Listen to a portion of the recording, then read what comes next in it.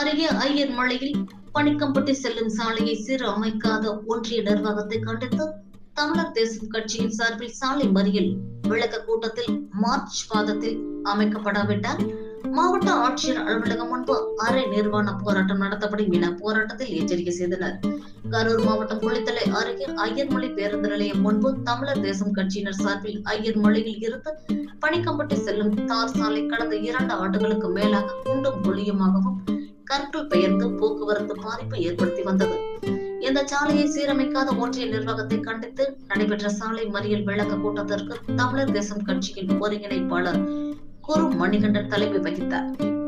கரூர் கிழக்கு மாவட்ட செயலாளர் கள்ளை அருள், இணை செயலாளர் ஆண்டிப்பட்டி ரமேஷ், துணை செயலாளர்கள் மேலப்பட்டி விஜய், வடிவேல், குளித்தலை நகர செயலாளர் செல்வம், கிருஷ்ணராயபுரம் கிழக்கு ஒன்றிய செயலாளர் பிரசாத், குளித்தலை மேற்கு ஒன்றிய செயலாளர்கள் சக்திவேல், ஜெயபிரகாஷ், காசிராஜன், பாலமுருகன் ஆகியோர்கள் முன்னிலை வகித்தனர். தமிழர் தேச கட்சியின் மாநில அமைப்பு செயலாளர் மகுடேஸ்வரன் பங்கேற்று மாவட்ட நிர்வாகத்தை கண்டித்து கண்டன உரையாற்றினார். அங்கு பாதுகாப்பு பணியில் ஈடுபட்ட குளித்தலை காவல்துறை கண்காணிப்பாளர் செந்தில்குமார், வட்டாட்சியர் இந்துமதி, ஊராட்சி ஒன்றிய ஆணையர் விஜயகுமார், காவல் ஆய்வாளர் உதயகுமார் ஆகியோருடன் தமிழர் தேச கட்சியின் மாநில ஒருங்கிணைப்பாளர் மற்றும் கட்சி பொறுப்பாளருடன் பேச்சுவார்த்தை நடைபெற்றது.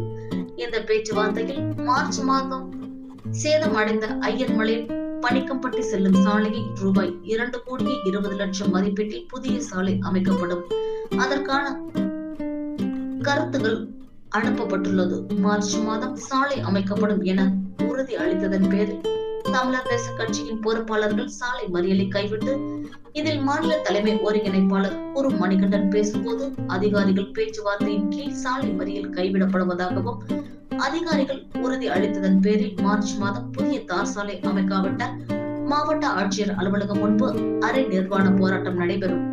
மேலும் காலம் நீட்டிப்பு செய்தால் புதிய தார் சாலை அமைப்பதற்கு தமிழர் தேச கட்சியின் சார்பில் கடைகள் மற்றும் பொதுமக்களிடம் பிச்சை எடுத்து தார் சாலை அமைக்க வேண்டிய நிலை ஏற்படும் என்பதை போராட்டத்தின் வாயிலாக தெரிவித்தனர்.